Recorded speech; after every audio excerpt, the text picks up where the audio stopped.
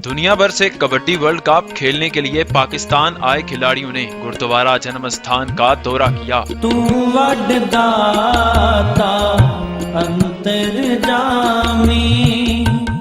इन खिलाड़ियों में Bharat, German, Canada और ऑस्ट्रेलिया की कबड्डी टीमों के खिलाड़ी शामिल थे।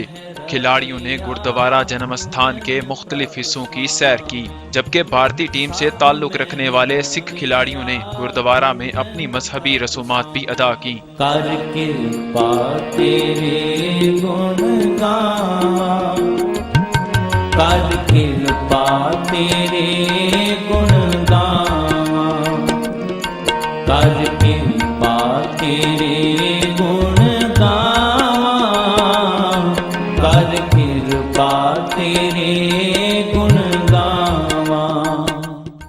इस मौका पर सिक्योरिटी के सख्त इंतजामात किए गए। खिलाड़ियों को ननकाना साहब आमद पर डिप्टी कमिश्नर राजा मंसूर अहमद ने खुशामदीद कहा और गुरुद्वारा का विजिट करवाया। चौधरी अफजल हक, न्यूज़ अलर्ट, ननकाना साहब।